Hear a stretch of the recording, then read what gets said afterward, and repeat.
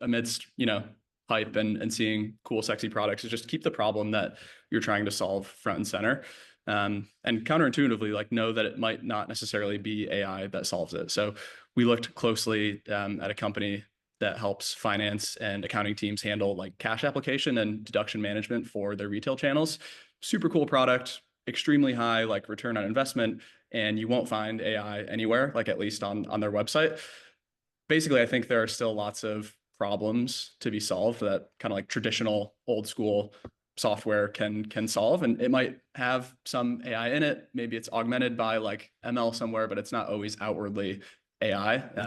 And I think that's totally fine. When you think about how folks are implementing AI, do you have any guidance on how to think about the trade-off between longer implementation times with potentially better outcomes or shorter implementation times with a more fail fast but learn, to your earlier point, if AI is learning, it'll certainly learn quickly, and just get to action fast? Yeah, I guess there's some reasons why you could make the argument that if it's really AI, it should take longer to implement. But back to your point around it learning quickly, maybe it shouldn't be that different from traditional software.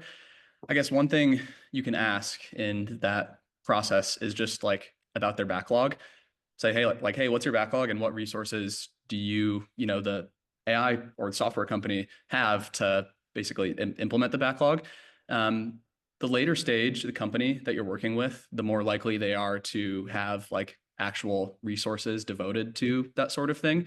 If it's a seed stage company, it'll probably be the CEO founder doing the implementation, which like isn't a bad thing necessarily. Like you're going to get this like super good white glove service. You'll probably be one of their favorite customers going forward, assuming you stick around as like an early believer in the product.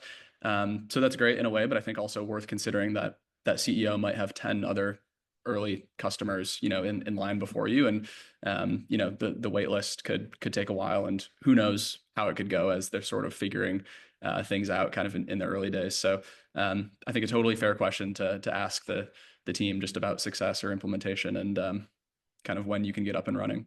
When you're either evaluating a tool or just thinking about how the world works, frankly, what kind of advice would you have around asking the right questions for privacy data to basically ensure that if you're, for example, HIPAA compliant, the software you choose isn't taking your data, sending it to OpenAI, and just saying, hey, do what you need to do with this?